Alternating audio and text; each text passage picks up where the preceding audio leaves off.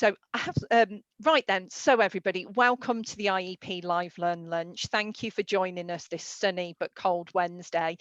Just to let you all know, I have started the recording because we will be sharing this recording via our YouTube channel as we do with all of our presentations. Really looking forward to today's session, and it's one that I know you're going to find really useful and helpful in your roles as employability advisors. We're joined today by Stuart and Sack from the IEP Talent Academy, and they're going to tell you a little bit more about themselves in just a moment. And they're going to be talking to us today. They're sharing with us their knowledge around the phenomenon that is the virtual interview that people are really challenged by at the moment. So as I say, I know you're going to find this really, really useful. So at this point, I'm going to hand you over to them and really look forward to hearing what they've got to share with you today. What I will say before I do is please everyone, questions throughout. They're really keen to hear what your questions are. What is it you want help with when you're supporting your customers with digital interviews? So make sure you're using the chat throughout the session and I'll be reading those questions to them. Thanks a lot. Over to you guys. Yes, thanks for that, Helen. So guys, yeah, like Helen said, if you pop the questions through, we'll try to answer as many as we can in real time, and then any that we miss we can pick up on in the end. So I'm Sack from S-Knights Recruitment. We're a specialist recruitment agency that recruits into the employability and skills sector, as is from Coin. The IEP Talent Academy was really built to support the employability. Can't hear you. Oh, yeah. Right, so tip number one, make sure you're not on mute. So let me try that again. So yeah, I'll start off by saying if there's any questions, if you keep adding them in, we'll try to answer them in real time during the presentation and talk. I'm Sack from S-Knights Recruitment.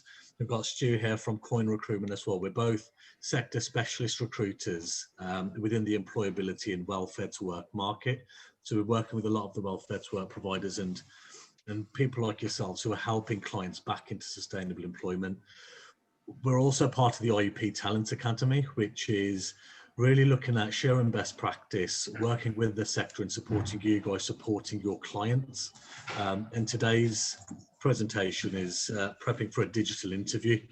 So Stu, I don't know if you want to do a quick intro as well and then jump straight in. Yeah, I'll jump quite quick. Sack's introduced me well, guys. A few people on there. Hello to some of the guys that I know on who have attended today as well. Some former previous Indus colleagues. So you guys will know all of this anyway. You know, you'll be experts. But Coin Recruitment, specialist recruitment partner for the skills and employability sector. I've been in your shoes. I've been an employment coach. I'm now a fellow of the Institute of Employability Professionals, and along with Sack, a founder member of the IEP Talent Academy. You're going to be hearing a hell of a lot more of us from us as we gear up towards restart, as we continue on the JETS, the Work and Health Programme, as well in the coming months. So what you're all here to hear about is some of the tips that we've got about nailing a virtual interview. We're coming at it from owning and running very successful commercial recruitment companies. And what we've seen, even pre-pandemic, you know, was the move for lots of businesses to video conferencing for interviews. It was becoming more and more prevalent prior to us going into lockdown 1, which seems like 10 years ago, but it was about there or thereabouts this time last year. But during the pandemic, it's become even more so, certainly in the professional job market, but more and more now in the volume job market as well. Now, the reason why I put these tips together and contacted Helen and Scott at the IEP and wanting to do this webinar is on the back of a very interesting article I read by the Harvard Business School. In the Harvard Business School, they did a survey fairly recently with hiring managers across the whole world on LinkedIn, and 85% of the hiring managers that were contacted confirmed that no matter what, when they go back to the offices, first stage interviews at every level is going to be done by video conferencing. 50% of them said this is the best way for us to go to market now and get our candidate pool in the right place for us to take on the right hires. So it's something as an employment advisor, certainly with what's coming on the horizon, we need to be making sure that, you know, we're getting clients ready to be the best of themselves when they're on virtual interviews. The virtual interviews are going to be taking place via a number of different means. We're using Zoom today. There's Teams, there's Skype, there's Google Hangouts. There's going to be more and more of them coming to the fore. And again, not in the 9 essential tips, but as an employment advisor and a job coach, I'd certainly be looking now and speaking to your managers about you guys become, you know, technically experts in some of these so you can coach people through. So going into the 9 essential tips, the first one, and if you don't mind moving on to the first slide, Helen, is testing your technology. The minute you agree to a virtual interview, or the minute your client gets a virtual interview, you need to make sure that they're testing the technology, whether it be laptops, whether it be tablets, whether it be mobile phones. What you don't want to do is jump on, be messing around, hitting your mute buttons, starting your videos, having a grainy picture, you know, the volume not working correctly. It's just not going to set that first impression as you would do in a face-to-face interview.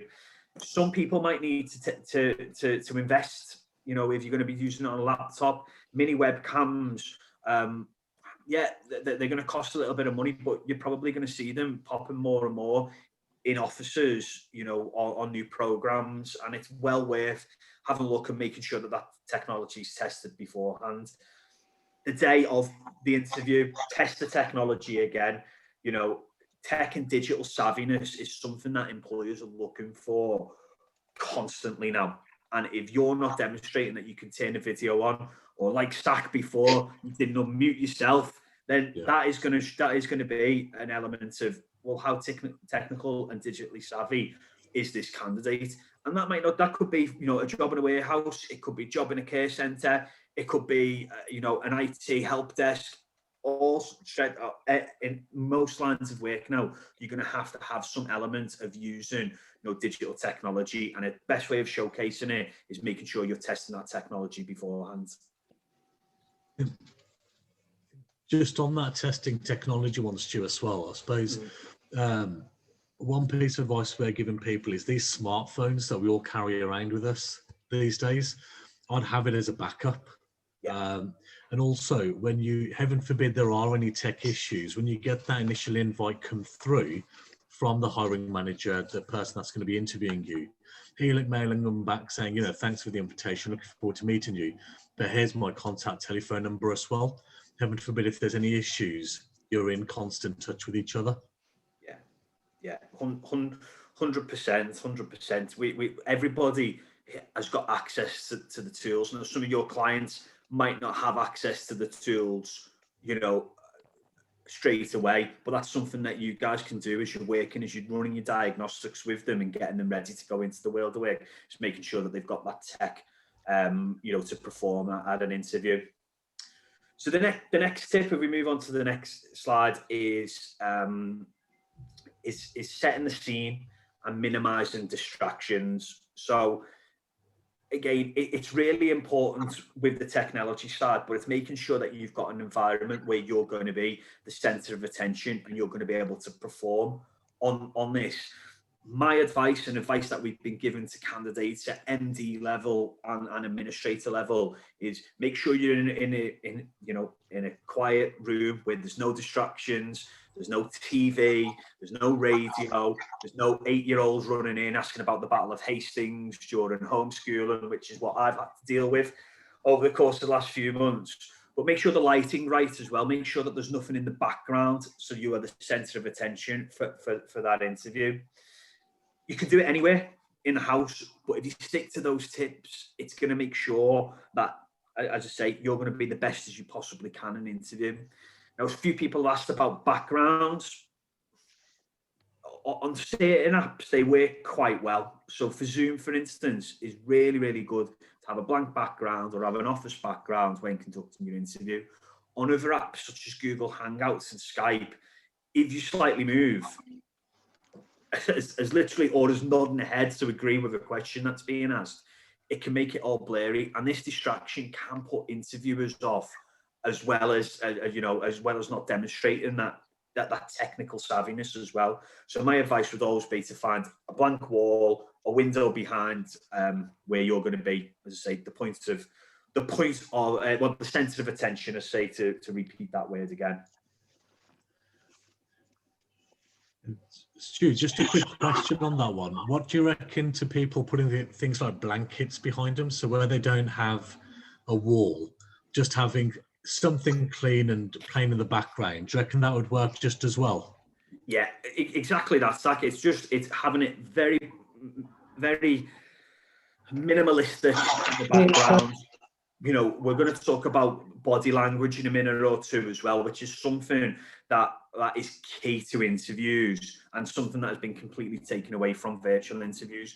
What you don't want to do is, you know, if you're agreeing, if you're making a point, if you're you're doing your elevator pitch as part of your STAR technique in interviews, and this is for candidates, you don't want somebody looking over your shoulder at, you know, a really interesting family photograph, because that will deter away, you know, what you're actually looking to say and promote yourself in that interview. So next is to sit down and be prepared. So move on to the next slide, please, Helen. It's really important to say, like, look, you're on a computer. What you don't want to be doing is Googling away for your answers when you're on a computer. It's not to have your CV on the computer. It's not to have the job description on the computer and you're flicking and you're typing away.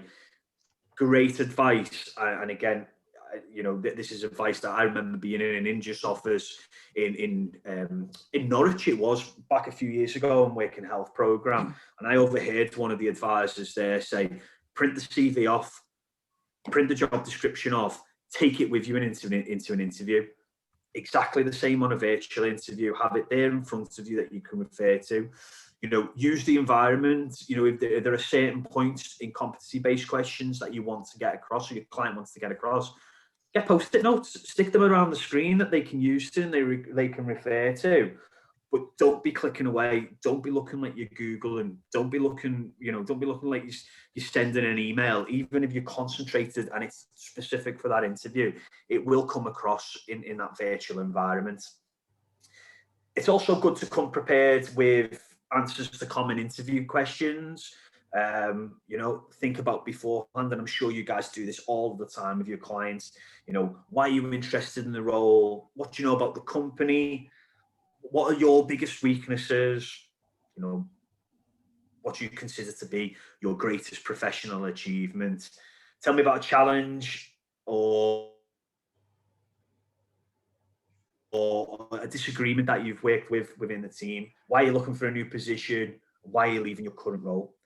Again, it's important not to memorize these answers. And again, I'm probably telling you some of the things that you guys do and prepare now. It's good to be reactive. It's good to be set back and understand it. But again, use the environment that you're in. Use those post-it notes.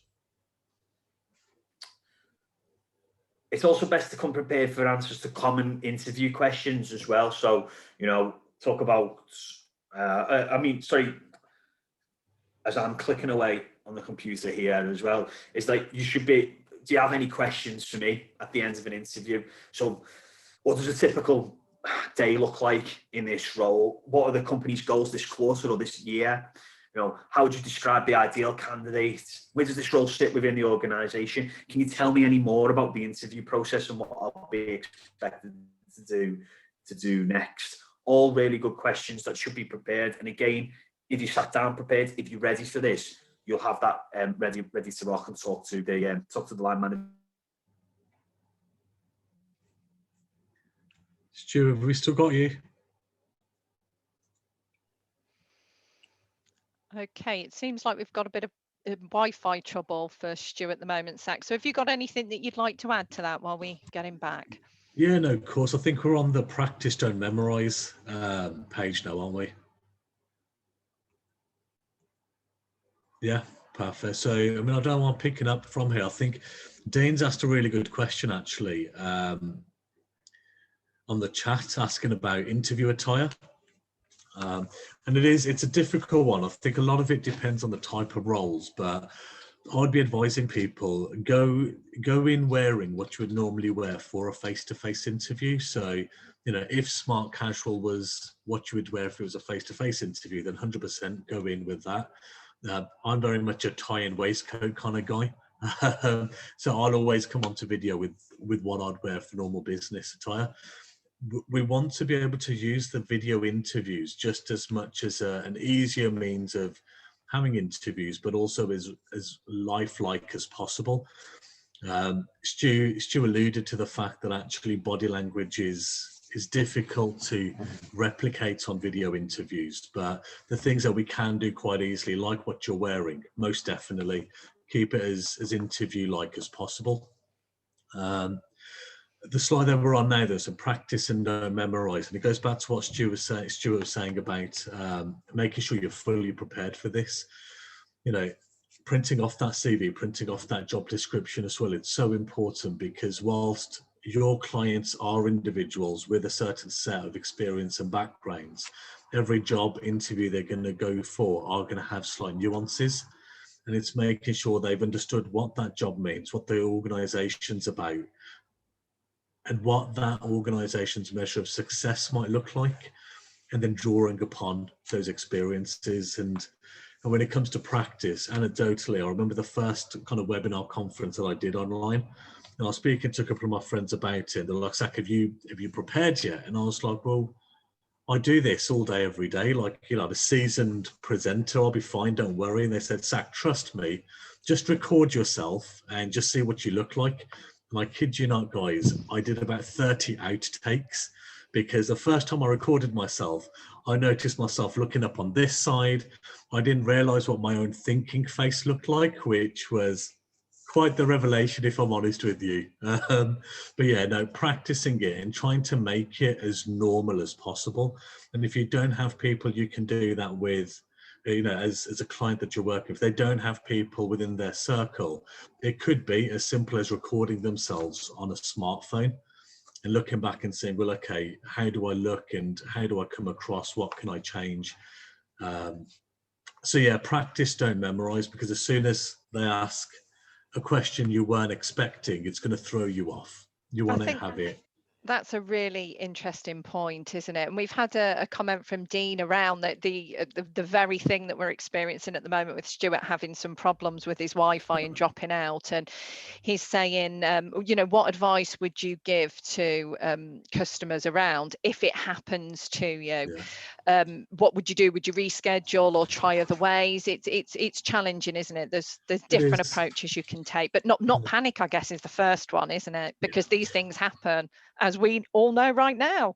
Yeah, and I think with it's what we talked about earlier as well, if you have got your backup device, so that could be a mobile phone, you know, you can download most of these apps. And also when your initial invitation comes through to you, it's just dropping them an email back saying, guys, you know, looking forward to meeting with you. Here's my contact number. If we have issues, what's the best number to contact you on?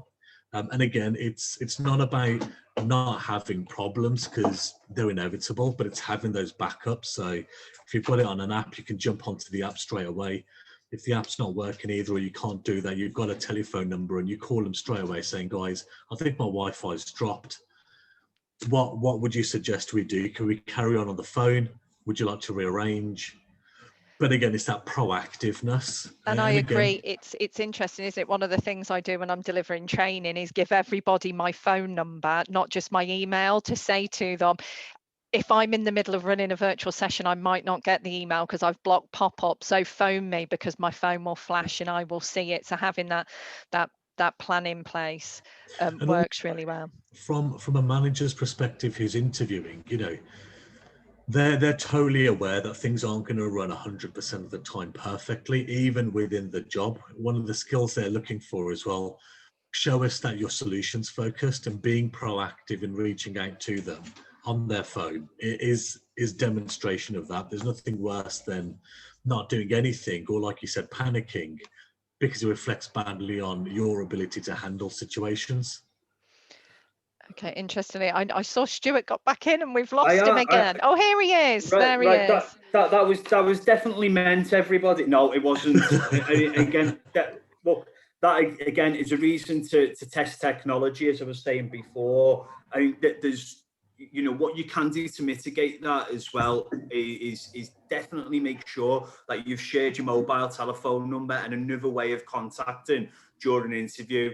It happens a lot. There's a lot of people using the internet at the moment, and again, some of these video conferencing apps are not set up for the vast volume of people who are on them at this minute in time. So it does happen. It's not something that a candidate should get worried about, or a client should get worried about. That's going to be any detriment to them. The vast majority of hiring managers know that this can happen. It won't affect them when we're talking about digital savviness before. If your internet drops out, it won't. What will affect it is if you've got your mute button on, or you don't know how to present something, if you've not done that practicing before. So don't worry. And it's probably worth, you know, a session when you're with your clients to do a little bit of coaching about, if it does drop out, these are the things that you can do. I don't know if that's what Zach had jumped in to talk about. He had. So you've supported each other. That's good. We have consistency. And Ethelina said she's had this kind of thing happen at interview before, where the candidate had to log on with another device and also over the phone. So, you know, we know it happens. Yeah, exactly. Listen, it happened very recently for a managing director role at second stage interview, where diaries were really tight for people to be in the room together. You know, what they ended up doing was jumping on the telephone. They explored every avenue that they could go down. So again, it's not something that should put any extra stress or pressure on the candidate when they're interviewing. And actually, it's an opportunity, isn't it, to demonstrate that you work well under pressure. So it could be seen, if we can look at it from a really positive point of view, as to say, hey, look, I don't panic under pressure, I find a solution. So it can be really positive. Unless you're that lawyer that has everyone seen the lawyer today that was their child had been playing with the Zoom filters and he had to go before a judge and he was a cat. If you haven't, have a look at it. It's hilarious. Yeah. So there, test your technology and practice beforehand, definitely. That is it. Don't worry about internet connection for now, but make sure that you don't have anything, you know, embarrassing that might pop up, like, you know, an email to your partner asking for a certain Valentine's type present or anything like that. So it happened again, and oh man.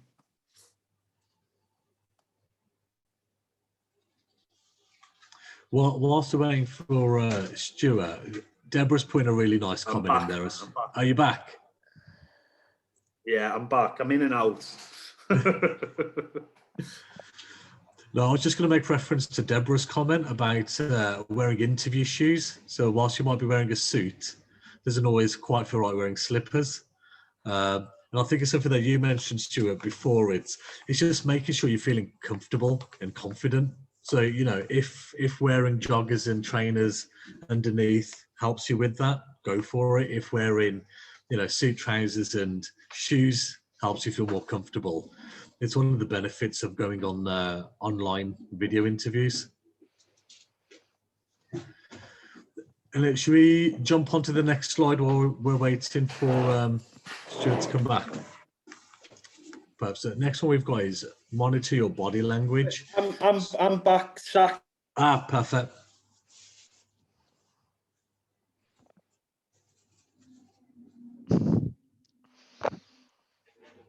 Okay. Yeah. I think we may have lost him again. He said, I'm back, and then we lost him again. So let's talk a little bit about body language. I am back, and I'll turn the video off, guys, and to see if that will help. So apologies.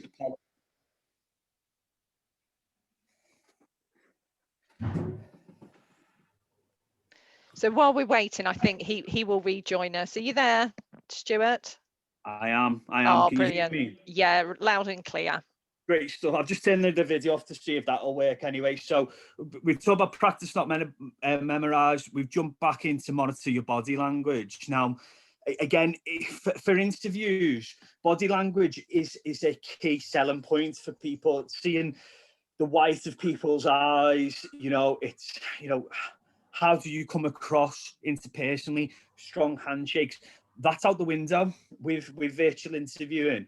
But what you can do is you can impress that body language through the eyes of the video.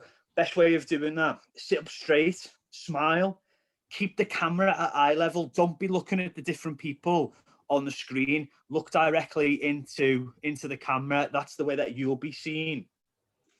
And keep your focus on it, talking at that camera, not at the images that you said before. So, do you have any tips for that, Stuart? I think that's a really good tip, that looking at the camera. But as someone who spends a lot of time on Zoom, it's really difficult, isn't it, to focus on the camera when you can see stuff in your peripheral vision going on. So what would you advise people do to maybe minimize that? Yeah, and do you know what? And this is, sometimes it's difficult for people to sue, because they want to see what's being reciprocated back to them. But my advice would actually to be minimize, the visions that are up there on the screen. There is, again, with some of the apps are better than others. So for Teams, for instance, you can just put something on there where it's only the person who's actually speaking will be looking at you.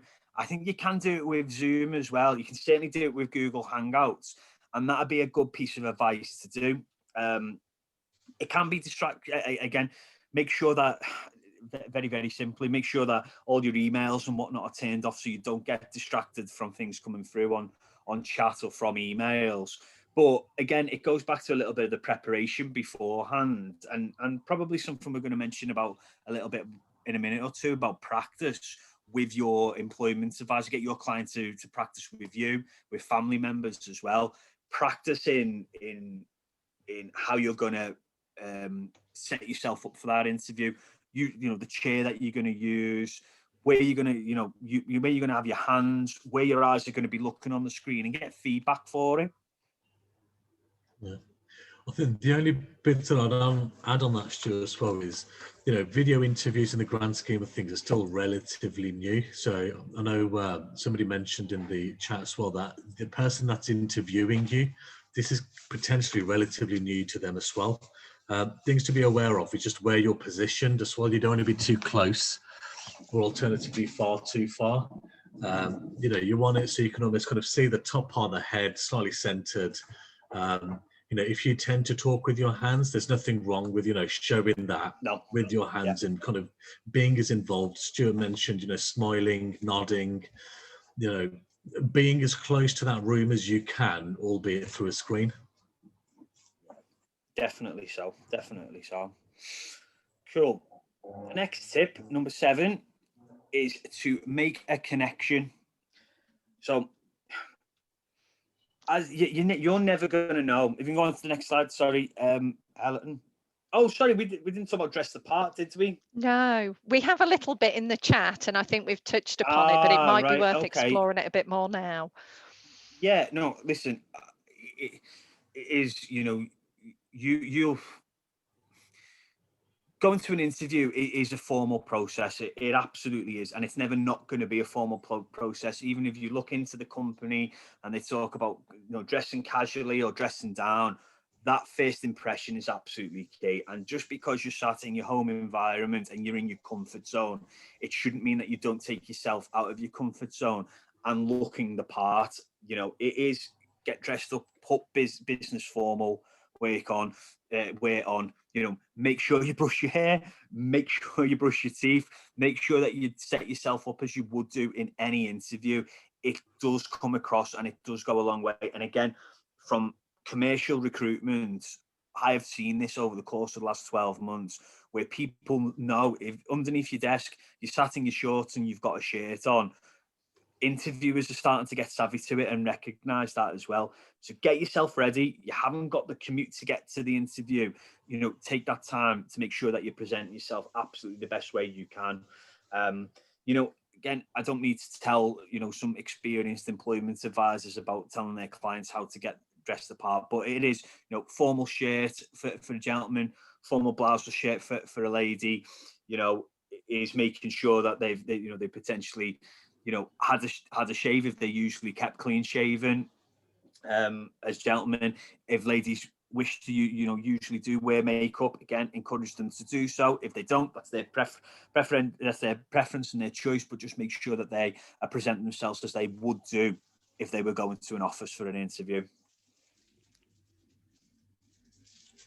Also, I mean, you know, there are plenty of studies that show that people actually feel good and more authoritative and more confident when they're dressed up formally. You know, that, you know, I'm sure there's plenty, you know, of information and blogs that people have read about that before in the past. It's proven.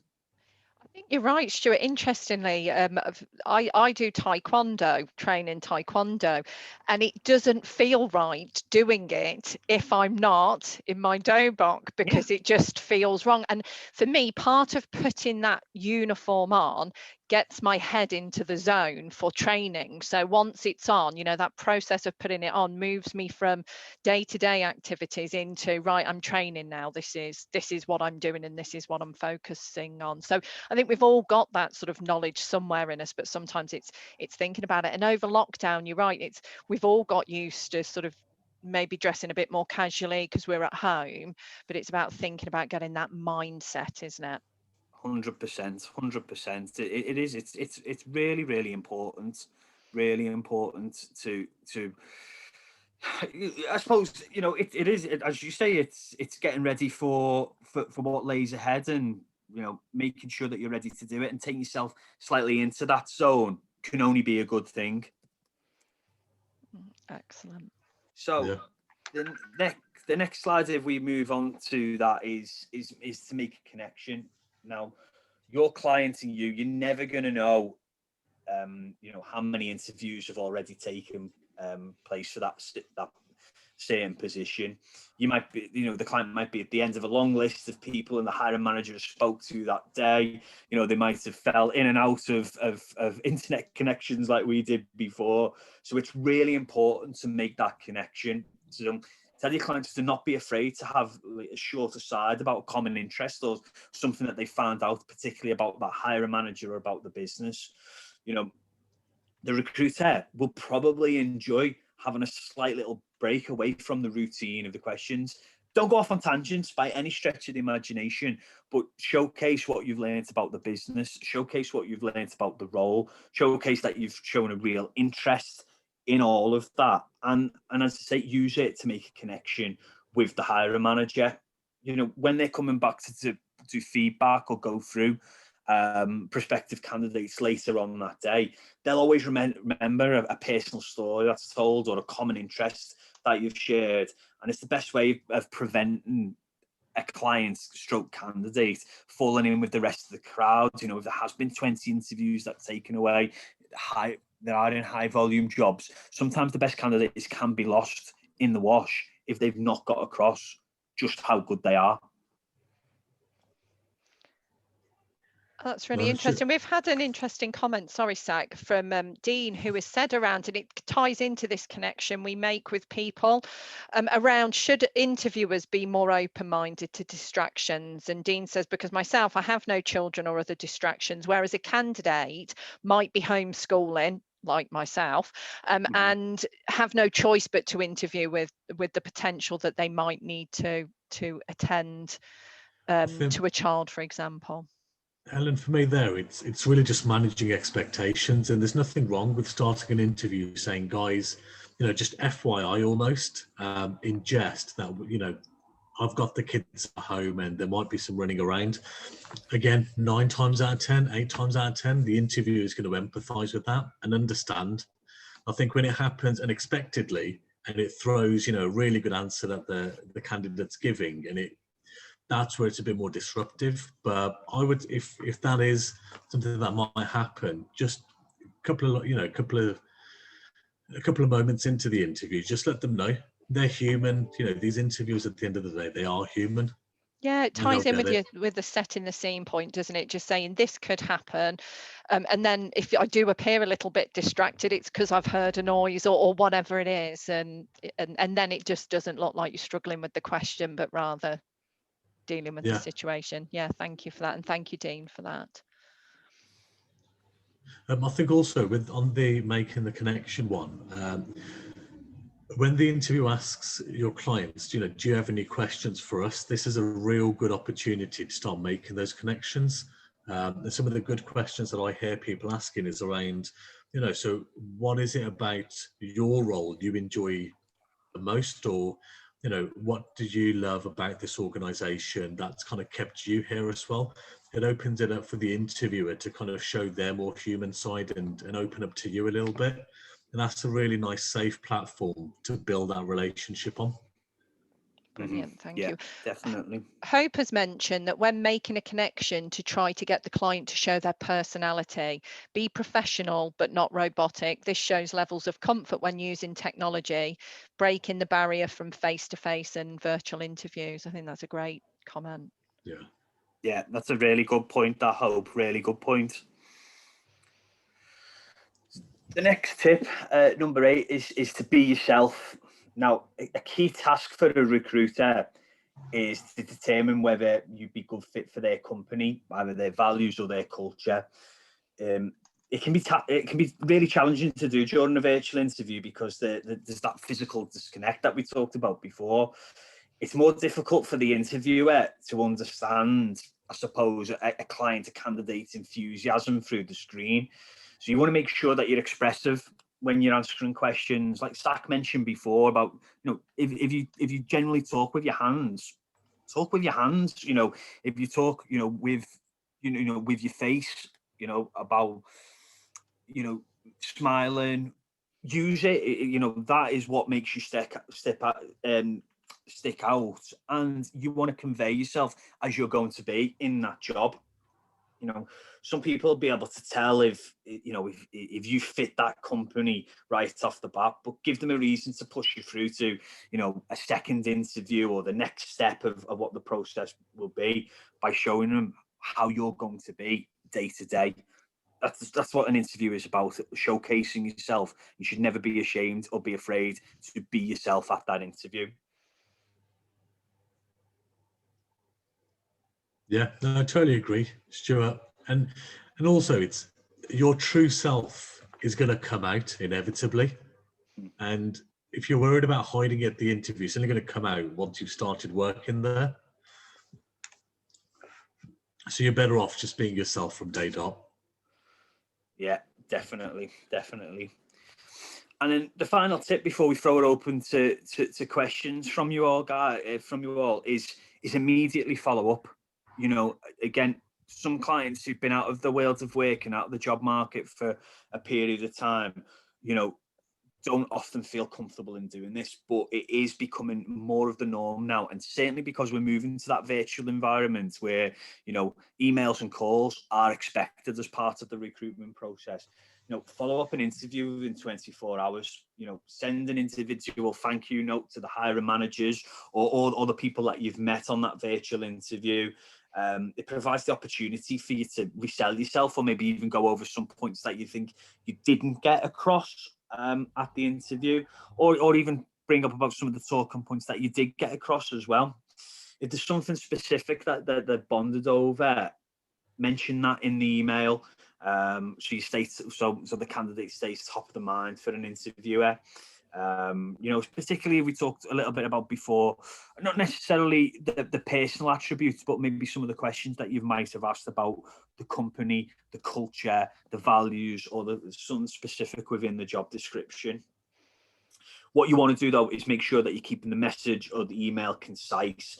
You don't want it to be war and peace. You don't want it to be over egging and in some ways look a little bit desperate. Again, this is something that clients should be doing with you guys as employment advisors in preparation as you're getting them ready to go to work, getting ready for them to go towards interviews, be ready to go back into the world of work. It's, if it's not to the point, it's really easy for a hiring manager to file them in the delete box, I'm afraid. So yeah, you know, you want to make it impactful.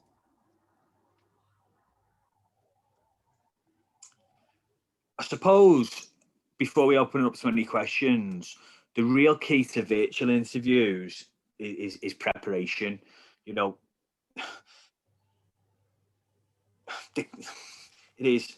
I mean, again, I was going to try and sort of flower it up in any other way then, but you know, making sure that your technology is working, making sure that you're conducting the research about the role, about the company, about the person that you're meeting. Sitting down at your computer, poised and ready for all the questions that'll help you set you apart from the other applicants is the absolute key. And again, it's something that I'm sure as experienced employment advisors and job coaches, you are all excellent at doing. The move to virtual interviews, as I mentioned at the very beginning, has been happening pre-pandemic, and it's just going to be even more part of the recruitment process as we're moving forward. You know, talent teams and some big employers are moving towards artificial intelligence as well to be conducting virtual interviews. So it's really important to get it right now and practice with your clients to give them the best opportunity when applying for the career and the jobs that they're going to be going for. My career has been, you know, at the coalface of recruitment and employability, and my experience as a recruiter, as a hiring manager, and as a candidate is that preparation bit. Wherever we've had success in getting candidates into work, or I've had success in hiring people into my teams, it's when the best candidates have come best prepared for the jobs. And that's the thing that I would reiterate mostly from this webinar, or from working with people going forward for any types of interviews, certainly for virtual interviews. The best way of nailing it is being prepared. Excellent. So, Thank you. it is. I know, Helen, you've asked for any questions from anybody there, but yeah, you know. Yeah. We have, while we give everyone a few seconds to type their Mhm. questions in, because they always need them at this stage. But I thought I'd pick out some of the comments that have come in throughout, because we've had some good engagement. So please do, everyone, if you've got any questions that you're burning to ask while we've got the guys here, please do ask them, because they're really happy to answer them. We've had some good tips. Glenys mentioned it's always worth putting a note on the back door, as it's so annoying when someone knocks the door when you're in the middle of a meeting. Yes, I think that, and I find delivery men are very tenacious at knocking and knocking and knocking, and so having that note on the door can be good, can't it, to stop distractions? Definitely, yeah. Okay, we've got some others coming in as well. We've had a question for you from James. We've noticed a tendency for candidates to interview in work hours without booking the time off with work, which can lead to issues. Any tips on this? So this is one from an employer point of view. Yeah, I mean, look, it's really important that time is booked out for interviews. I know it's difficult with people, you know, are in work, which I'm sure that's probably going to be the case. The vast majority of people that are going to be using the programs that you guys are going to be working on are unfortunately going to be out of work. But having that dedicated time, having it booked in a diary is absolutely key. You know, people, you know, employers don't want to be asking, oh, was it okay for you to take time off today to come to this interview? And a candidate feeding back that they've made up a dentist appointment, or they've not been able to get, you know, time away from the office, so they're doing it in their lunch break. I think it's really, really key that is the, you know, the direct focus of that candidate is that interview. And so, yeah, I mean, you absolutely need to make sure that they're booking that time away, and they're not thinking of or worrying about any other aspects of why they've got that time off to do the interview. Thank you. Yeah. So TJ has said, has shared a tip around preparation and the video element. So TJ starts off interview prep with video calls with participants and helps them to get comfortable for the big day. That way, good advice can be shared as you go along rather than in bits. And TJ recommends WhatsApp as a good platform for that. So yeah, that's a really, really well shared tip. And I think, Zach, me and you were talking about this, and you were saying, thinking about if you are going to use something like WhatsApp to practice, thinking about making sure it's stationary. You're not using a selfie stick, absolutely stationary, because otherwise, you know, it can be quite discombobulating for the person watching, can't it? Yes. 100%, Helen. And, you know, sometimes when you're holding the phone in your hand, to you it seems static, but the person on the other end is literally seeing that. Yes, exactly. Which, and in itself is a distraction. And actually, the other point on the back of what you mentioned around the WhatsApp tip, I think that's great, especially where you've got clients who have got barriers around technology. You know, rather than trying to pull them into your space of Teams and Zoom and Google Hangouts, if you can take them step by step. Instagram, I'm sure Instagram's got a similar video calling functionality as a Snapchat, WhatsApp, and if that's what they're familiar with, kind of building their confidence on those platforms and then showing them how to use the Team and Zoom, so it's not all alien straight away. So it's nice small steps and it's comfortable. Yeah, brilliant. Great advice there.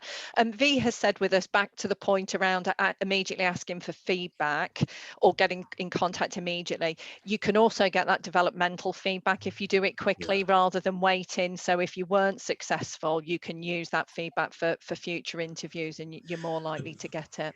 And also, not just that, Helen. And I've seen this a number of times when we're recruiting for welfare to work providers. Is when you ask for the feedback and they say, "Oh, great on A, B, and C," but actually they didn't really, or they haven't done X, Y, and Z. What it presents is an opportunity for you to go back and say, "Well, actually, no, I have done X, Y, and Z. I just haven't talked about it as much in the interview." Because remember, the interview is a snapshot of your experience based on the questions the interviewers are asking. Okay, yeah. So definitely. following up and see, because it could be that they said, well, you know, we assumed you could only get here for 9 o'clock, but actually we'd need someone in at 8:45. And it could be as trivial as that. And you're going back and saying, no, I could get there for 8:45. And all of a sudden it changes the outcome of the interview. Okay, brilliant. Yeah, that's really good piece of advice. Anila said that one of her clients mentioned that they check the CCTV for candidates when they're entering the building for interview. This is obviously when it's done face to face. And many employers said yes, that they had done, and they'd done it to check body language. They'd used sort of cameras to check body language before getting formal interviews in. Oh, I'll be worried now whenever I'm wandering around. Anila, I wish you hadn't told me that. Well, while we're in lockdown, it's okay, isn't it? As long as I put a cover over my camera, no one can switch it on and check what my body language is doing. We've had a question here from Rachel. What are your thoughts and tips on pre-recorded video interviews? Here's a really relevant one for you guys. So over to you. Yeah. Do you know what? It is a really good point. And it's starting to grow more and more now, in that employers are asking candidates to do a pre-recorded CV even, or a pre-recorded introduction. Now, at the end I mentioned about artificial intelligence, that there are some big employers, particularly in the distribution and warehousing sector, where we're going to find lots of clients, hopefully opportunities during the summer and going into peak period next year, that is becoming part of their recruitment cycle now. Is it something as providers that we jump on and we start to conduct and we start to have a bank as well as us having CVs? Absolutely. I think, the really good employee engagement teams, that should be part of their strategy moving forward. Does that mean that employment advisors and job coaches are going to have to become Steven Spielbergs and filming them? Perhaps it might be. There are a couple of businesses, particularly in London, who actually charge for this as well, charge people to do pre-recorded CVs and pre-recorded introductions. So it's definitely, from a labour market point of view, it's definitely knowledge that I think you guys need to be aware of. Are we seeing it in the professional recruitment market? A little bit. I don't know if you are, Sack, as well. I know I've seen it with some quite senior jobs. That's the case when businesses are asking to do some headhunting. So I think it's going to become more and more prevalent moving forward, and it's going to be really interesting, for some of the restart providers yet, whether they're going to be building that into what they're going to be doing with clients. Yeah, we've seen it a little bit. It's by no means the majority. I suppose the only tip that I'd give for anybody who's either going through that process or involved in it from a client's perspective is have different videos for either the different types of jobs that you're applying for, or specific job applications. And I say that because when you've written a CV, CVs are kind of something for everybody. So depending on what you've written, different people would take different things away from a CV. With videos, it's very two-dimensional. You'll take away what I tell you. So if it's a certain type of job, I'd have a separate video intro to what you might present if it was a different type of vacancy you've applied for. Excellent. Yeah, I mean, there is on, LinkedIn is quite a big tool, obviously, that I think, again, on the Restart program, employment advisors are going to have to use quite keenly with clients. I think you're going to have to build people's LinkedIn profiles, and they're now creeping on there about video introductions of the professional side, and I think it's definitely something that you're going to need to be aware of, and it's definitely something I'd be pushing onto your employee engagement teams or your employee engagement managers and directors about what their plans are.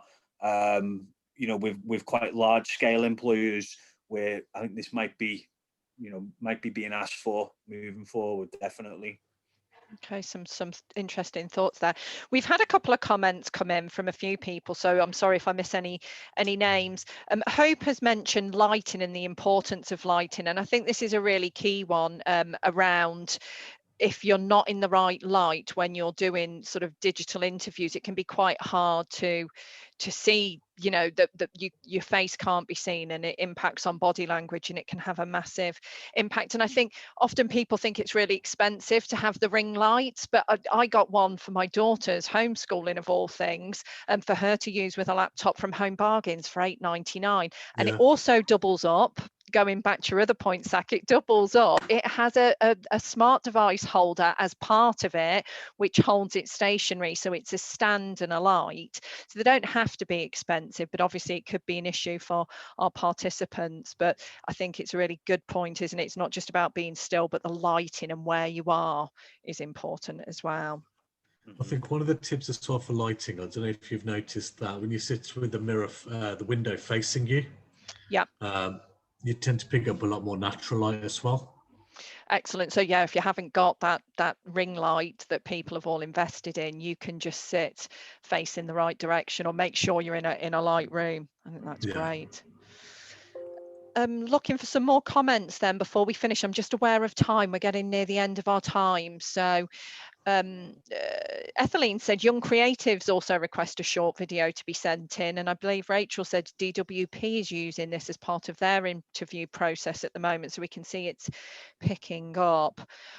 Gillian says at Maximus we have a platform to access virtual recording. It allows the guys to get used to performing in front of a camera, practice interview questions, etc., and it provides feedback. It is a really useful platform. It sounds like a really useful platform. And Anthony said, is it called Abintegro? I've probably pronounced that terribly, but it'll be yes, Gillian says. So there you go. There's a tip for everyone. I should pop that in the link, shouldn't I? Get us this platform. It sounds fantastic. Any more questions before we lose Zach and Stuart for the rest of today? I hope I haven't missed any. So give everyone just another 60 seconds to pop anything in. I haven't got anything at the moment. So any last minute gems that you want to finish the session with, guys? I think like Stuart said, the key's preparing for it. The more prep you do, the more confident you'll feel. Yeah, that is exactly what I was gonna sort of reiterate is preparation. Get clients into the habit of preparing for virtual interviews, because I genuinely do think that 80 to 90% of interviews at first stage are going to be via this route moving forward, for all types of jobs, whatever volume that they are, high volume or professional type jobs. And the best way of you guys doing it is, you know, you're going to be doing a lot of your interventions virtually, but then build an intervention in about doing a virtual interview. It's win-win for you, because, you know, you're getting them prepared, and it's win-win for them because they're getting prepared to, you know, to conduct a virtual interview or be part of a virtual interview. Excellent. That's a great tip. Skills rehearsal and practicing success is always a great thing. That's fantastic. So thank you very much for that, Zach and Stuart. Thank you everyone who has attended today. Just to reiterate, I know that Stuart has shared a link. Stuart kindly put together for us the presentation in a shorter format that it's available via his website, and he's shared the link, and I'll make sure that that's added into the mail out. We will be sharing this full length version that's got all the additional questions and comments via the IEP YouTube channel later, and we will email everyone with that link to make sure that it's available for you, because obviously we've had these additional conversations and the additional comments, so that will be available. I am going to do my best for everyone who's attended to get Zach and Stuart to join us again to share some more of their expertise over the coming weeks. And we do have some more great webinars coming up in the IEP Live Learn Lunch series. Next week, we have Autism Plus who are joining us, who are going to be sharing some of their expertise around supporting people who are neurodiverse.